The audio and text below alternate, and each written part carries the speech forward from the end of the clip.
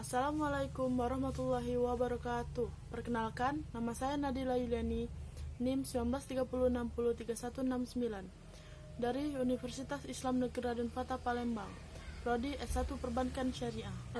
Menyerahkan harta benda sebagai jaminan hutang yang hak kepemilikannya dapat diambil alih ketika sulit untuk menebusnya.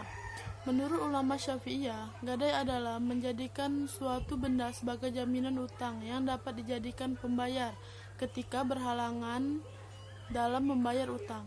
Pada dasarnya, hakikat dan fungsi gadai dalam Islam adalah semata-mata untuk memberikan pertolongan kepada orang yang membutuhkan dengan bentuk mahrun sebagai jaminan dan bukan untuk kepentingan komersil, dengan mengambil keuntungan yang sebesar-besarnya tanpa menghiraukan kemampuan orang lain. Ayat Al-Quran yang dapat dijadikan dasar hukum perjanjian gadai adalah Quran Surah Al-Baqarah ayat 283. Di antaranya adalah wa in kuntum ala syafari walam tajidu katiba farihanum maqbudatu fa in amina ba'dukum ba'dan falyu'addallazi tumina amanatahu wal yattaqillaha rabbah wala taqtumus syahada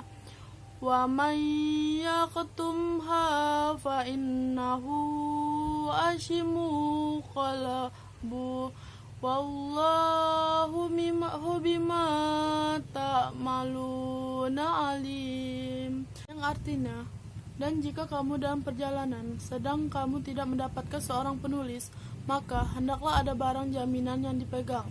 Tetapi jika sebagian kamu mempercayai sebagian yang lain, hendaklah yang dipercaya itu menunaikan amanatnya atau utangnya, dan hendaklah dia bertakwa kepada Allah Tuhannya. Dan janganlah kamu menyembunyikan kesaksian, karena barang siapa menyembunyikannya, sungguh hatinya kotor atau berdosa. Allah Maha mengetahui apa yang kamu kerjakan. Zakat merupakan ajaran Islam yang menitik beratkan pada pemberdayaan perekonomian umat. Dengan berzakat, harta akan terbentengi dari bencana. Artinya, harta zakat akan menjadi tumbuh dan berkembang dengan kesuciannya. Harta zakat memegang peran penting dalam pembagian kekayaan dalam masyarakat.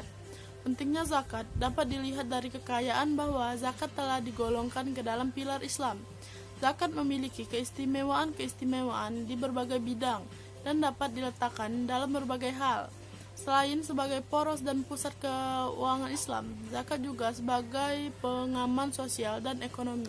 Secara ekonomi, zakat berfungsi meningkatkan konsumsi mustahik atau permintaan meningkat. Zakat juga berfungsi meningkatkan produktivitas muzaki atau penawaran meningkat. Sedangkan bagi harta, fungsi zakat dapat dilihat dari aspek makro, berupa pertumbuhan ekonomi yang berkelanjutan dan berkeadilan.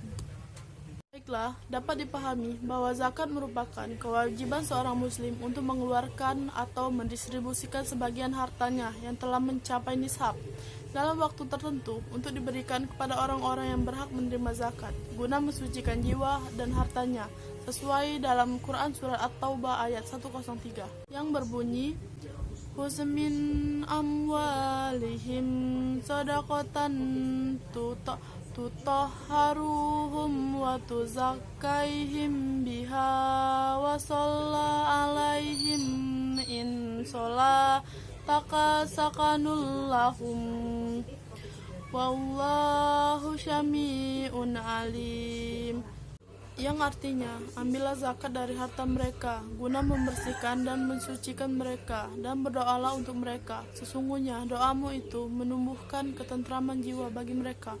Allah Maha mendengar dan Maha mengetahui. Baiklah, terima kasih, semoga bermanfaat. Wassalamualaikum warahmatullahi wabarakatuh.